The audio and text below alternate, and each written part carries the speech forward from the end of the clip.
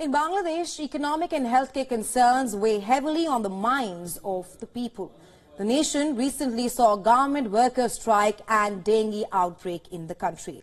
Now, the question being, will these issues have any impact on the elections? Let's find out.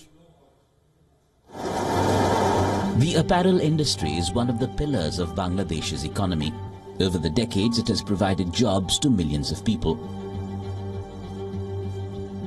But a slowdown in this vital sector is now reflecting in the overall health of the nation's economy. In 2023, the apparel industry of Bangladesh was valued at around $1,110 billion. With over 3,500 factories, it serves major global fashion brands. These factories employ over 4 million people, a majority of whom are women. But conditions have become dire for many of the sector's workers. The last few months have seen major unrest in Bangladesh's export-earning ready-made garment or RMG industry.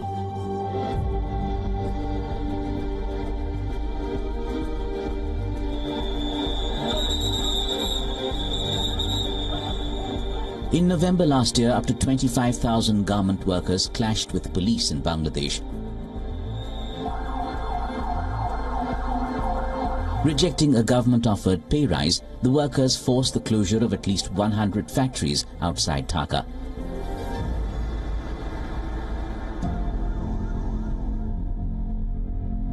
For almost a decade, Bangladeshi government worker Naeem Pramanik sold shirts and trousers for top Western brands worn by people around the world. But today, the 28-year-old is unemployed and doesn't have money to buy basic necessities for his survival.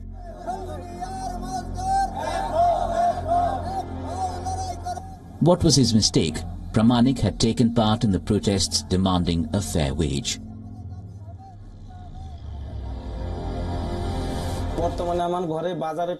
I don't have any money to buy food right now.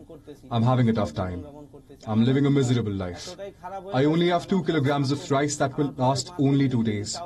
Then I starve. The issue that concerns the voters most is the inflation. The cost of living has gone up enormously. And the lower income groups are suffering very, very poorly.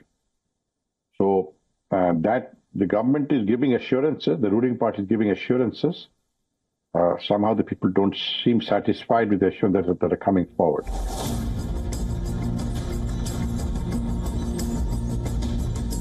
Last year, Bangladesh grappled with record deadly outbreak of dengue fever.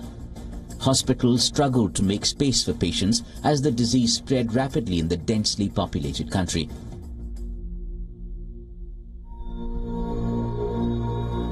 Abu Hassan is still in a state of disbelief and shock. His 6.5-year-old son, Tashfin Ahnaf, died from dengue in July last year. The 43-year-old journalist and father of 2 other children is distraught at how quickly the tragedy unfolded and how helpless he felt.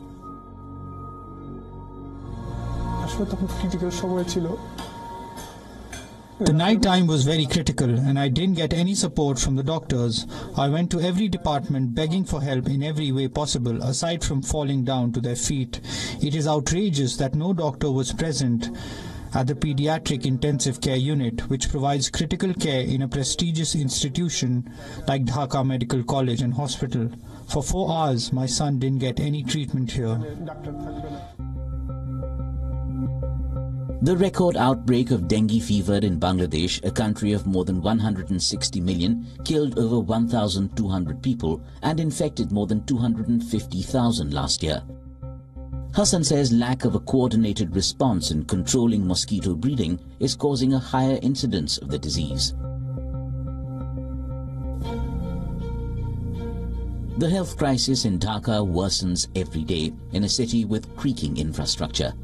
The infection also spread to the Rohingya refugees who live in bamboo and plastic camps just outside the coastal city of Cox's Bazar. In 2022, the camp saw over 15,000 cases and at least 6 deaths.